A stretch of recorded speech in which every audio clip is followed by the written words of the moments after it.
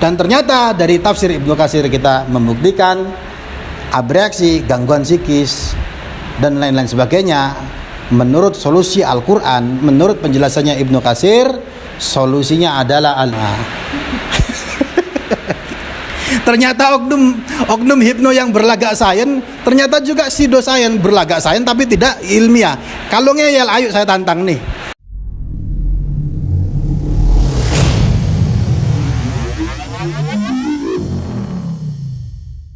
Bismillahirrahmanirrahim. Assalamualaikum warahmatullahi wabarakatuh. Hamdan wa syukran lillah, wassalatu wassalamu ala rasulillah. Amma ba'd. Kembali lagi bersama saya di channel Cak Gopar. Jadi teman-teman sekalian yang dirahmati Allah, hari ini saya punya banyak waktu luang. Kemudian tadi kepo-kepo buka-buka Facebook, lihat Messenger, ada kiriman dari orang yang saya tidak kenal, ngirim via inbox Messenger Facebook itu tentang screenshot dari orang yang beberapa hari lalu bikin video semacam bantahan-bantahan saja ya. Saya bacakan, kita akan membahas ini. Dia nulis ayat kesukaan Ruqyah Halu, dibaca satu ayat dijelaskan sampai minasyaiton. Ini minasyaiton, ini nih minasyaiton. Di bagian akhir ayat hampir tidak dijelaskan. Ini berarti ya, karena di bagian akhir merugikan mereka. Tapi luar biasa doktrin bahwa pengkritik ruqyah tidak punya dalil dan semata menggunakan logika saja. Sudah saya katakan dalil yang mereka pakai adalah dalil yang sama yang kami pakai buat tolak haluisme mereka. Haluismenya para ruqyah maksudnya. Bedanya kami tidak punya kepentingan pribadi, mereka punya kepentingan pribadi dan community. Mau bantah katanya gitu. Oke. Gini ya, kalau seumpama poinnya sampai baca di sini, coba dilihat lagi videonya.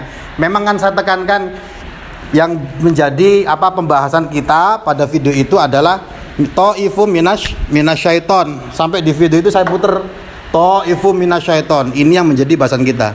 Jadi bukan berarti gak mau bahas, atau kalau dibahas ini penggiringan opini seolah-olah tidak bisa membantah dan sebagainya. Oke, kita buktikan ini cocok dalil untuk para ruqyah yang katanya halu atau oknum-oknum hipno tersebut.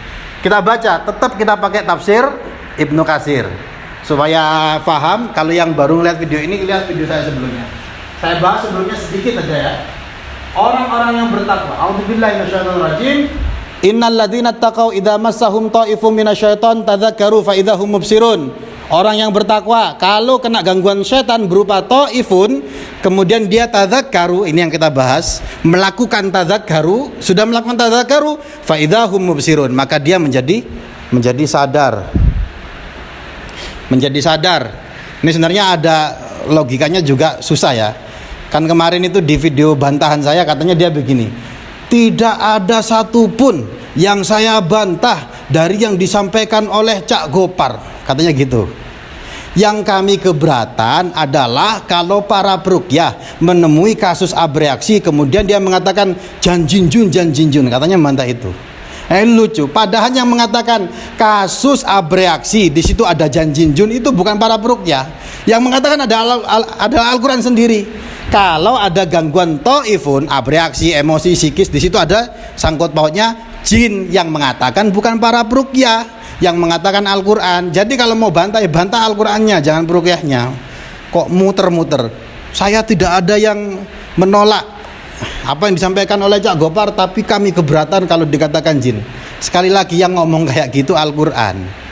Jadi gitu ya. Oke. Tadzakkaru, ma makna tadzakkaru? Kita lihat ini ruqyah apa oknum-oknum halu yang berlagak saintifik tadi itu. Tadzakkaru, mereka mengingat-ingat apa? Iqaballah, iqab dari Allah Ta'ala, siksaan dari Allah Ta'ala, wa jazila thawabih, mereka mengingat-ingat ganjaran pahala dari Allah, wa wa'dahu wa wa'idahu, mengingat ancaman dan janji dari Allah. Fatabu wa anabu, makna tadzakkaru adalah mereka tobat, mereka menyesal kepada Allah. Kemudian wasta'adu billah, mereka meminta perlindungan kepada Allah.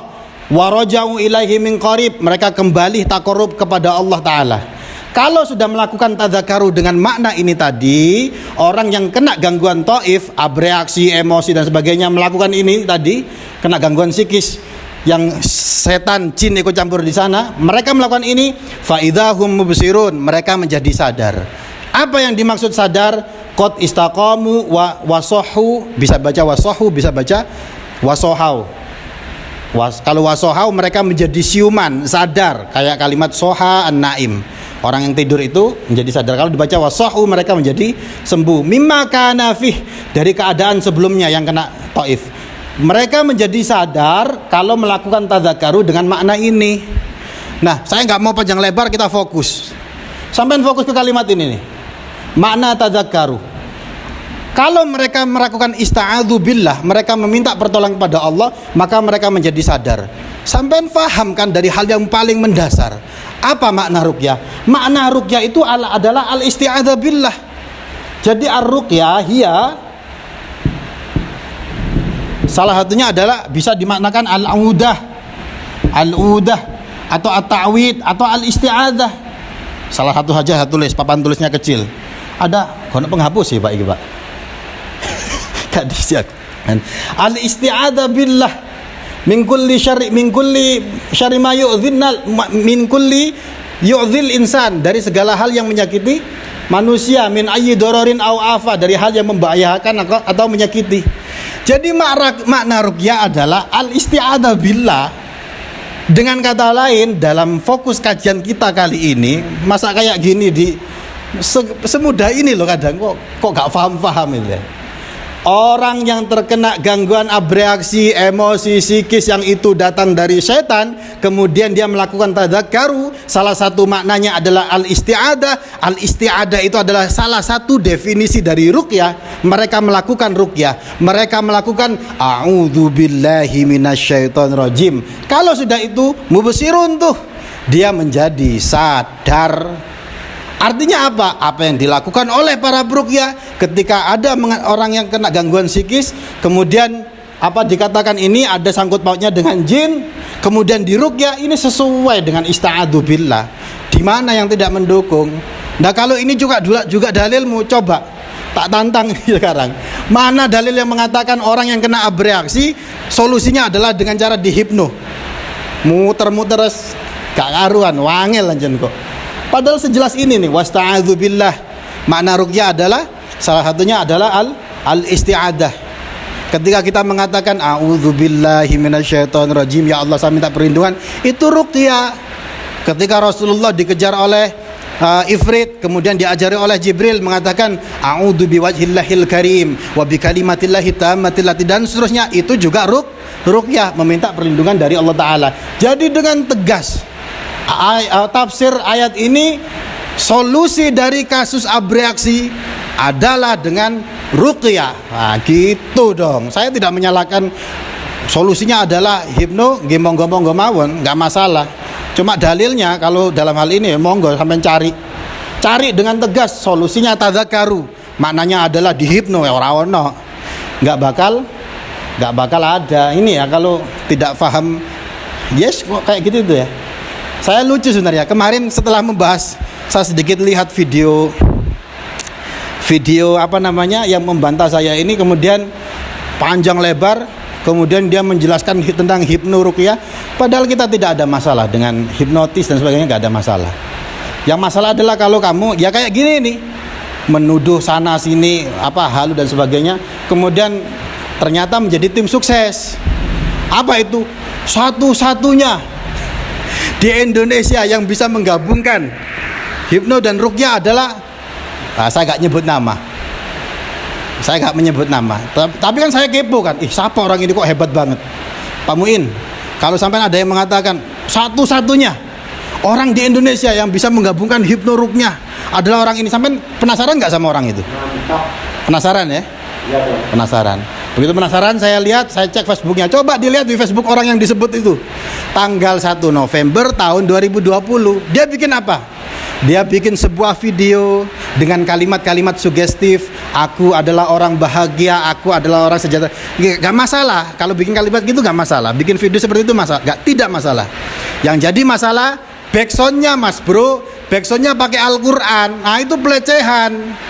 Wong fa idza quri'al Qur'an fastami'u lah, kalau dibacakan Quran disuruh dengerin, ini malah ditumpuk dengan suaranya manusia. Aku adalah orang yang bahagia sejahtera, pret, mendingan pakai backsoundnya Nisa Sabian, Via Valen dan lain sebagainya. Jangan pakai Al-Qur'an. Nah, masa orang yang mau jadikan tokoh yang satu-satunya bisa menggabungkan ini, wah, ya adab itu terkait dengan adab, bukan soal ilmu, terkait dengan adab dengan Al-Qur'an.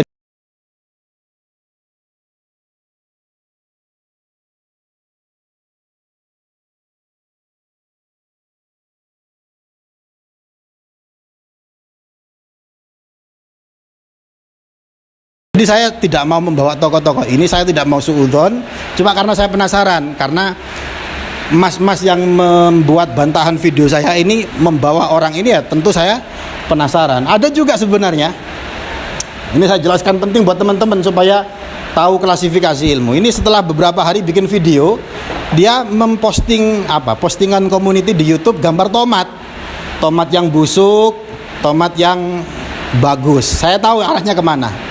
Kemudian ditulis caption, ruqyah juga science bro, ruqyah juga science. Nah ini dalam dalam ilmu pengetahuan lah, itu istilahnya pseudoscience, so ilmiah padahal tidak ilmiah. Ini saya hapus ya, pseudoscience tak tulis supaya teman-teman, kalau memang faknya ruqyah ya ruqyah, kalau memang faknya hipno yang itu masuk social science ya situ, jangan nerabas ke tempat yang lain. Tak tulis nih pseudoscience. Apa itu?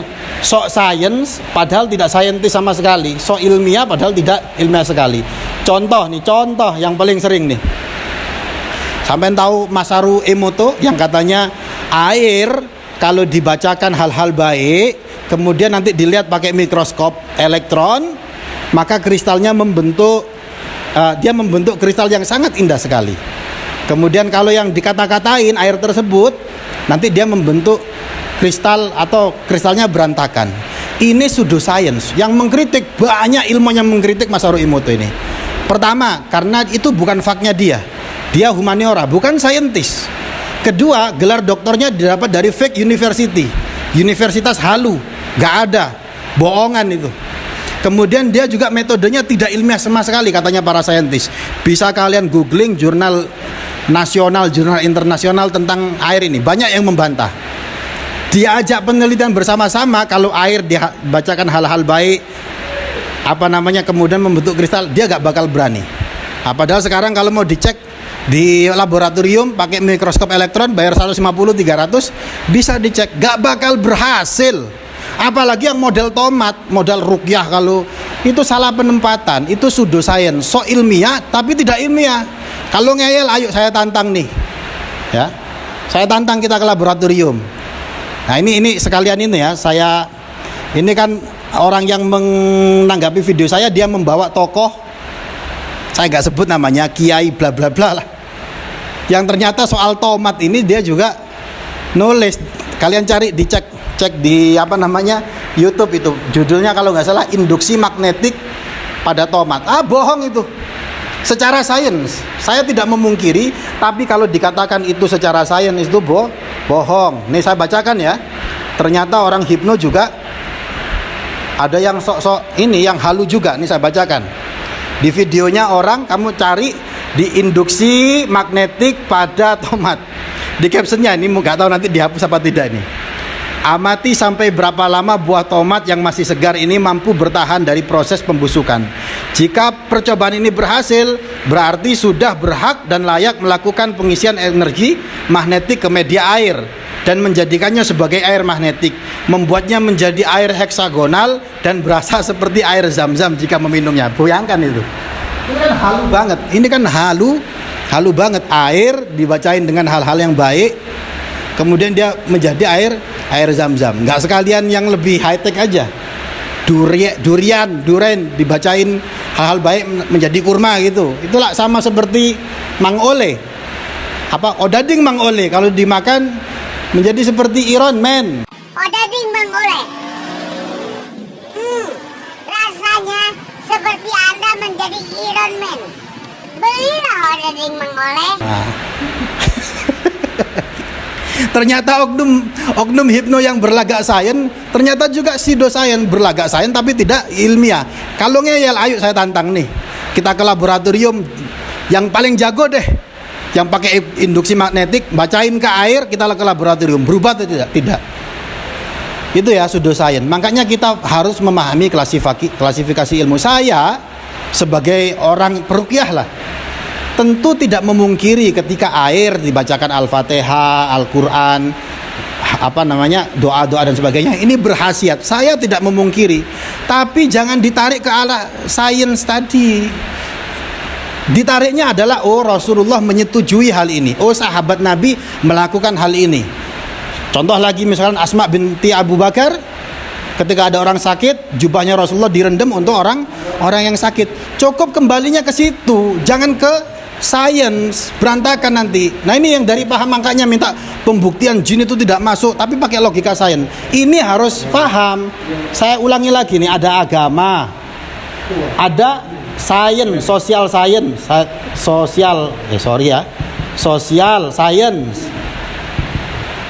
ada natural science. Harus paham. Ruqyah itu masuk wilayah agama, ngomongnya janjinjun. Hipno itu temanya soal pikiran, bukan ruh, bukan setan, bukan jin. Maksudnya ke sini hipno nih. Kimia, biologi, matematika, kalau yang soal energi dalam tomat, air dan sebagainya, itu maksudnya ke sini. Jangan hal yang berkaitan dengan agama ditarik paksa pakai logika sains, berantakan. Ya seperti kemarin minta pembuktian kalau jin masuk ke dalam tubuh manusia, ya. Tapi pakai logika sains. Metode ilmiahnya juga ya gak ilmiah. Orang kalau sudah tidur coba diruqyah, ada jinnya diruqyah, itu tidak ilmiah sama sekali. Sampai harus membuktikan pertama kali kalau memaksa di sini jin itu bagaimana secara sains. Makanya ini Mas Bro yang dikatakan para ulama lah, ikhtilaful ulum bi ikhtilafil maudu'at wal maudu' huwa ma yubhasu fil ilmi an ahwalidz dzatiyah. Ilmu itu menjadi berbeda. Ini kan berbeda-beda nih. Kalau tema kajiannya berbeda, kalau maudu'nya berbeda. Apa maudu' itu? Yang membahas hal-hal esensi. Kamu membahas soal ruqyah, kajiannya apa? Tentang ruqyah, misalkan istisqa bil Quran, berobat dengan Quran. Itu bisa menyembuhkan ruhani, ma'nawi, zahiriyah dan lain sebagainya menurut penjelasan para ulama. Sedangkan hipno hanya pikiran tok, tidak membahas janjinjun.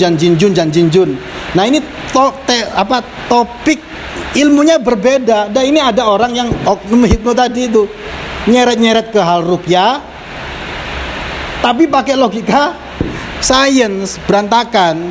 Jadi dia tidak wad'u syai'in ala mahallih, tidak menempatkan sesuatu pada tempatnya. Mungkin itu dulu ya. Kalau yang soal tantangan tadi yang katanya kita, oh ya soal kita karena ada kepentingan, ya alhamdulillah kita ada kepentingan. Memang kalau kamu nggak ada kepentingan ya terserah. Kepentingan kita adalah ngajak orang kalau sakit jangan lupakan Al-Quran, dijadikan wasilah untuk kesembuhan. Kepentingan kita itu alhamdulillah luar biasa. Ada yang sembuh ya banyak, ada yang non muslim akhirnya masuk Islam. Itulah kepentingan kami. Kalau kamu sendiri gak punya kepentingan, ya salahmu sendiri. Hidup kok gak punya arah tujuan. Jadi ya begitu ya. Kembali ke tadi, ternyata tadzakkaru salah satu maknanya adalah al-isti'adzah billah. Dan al-isti'adzah billah itu adalah salah satu definisi ruqyah.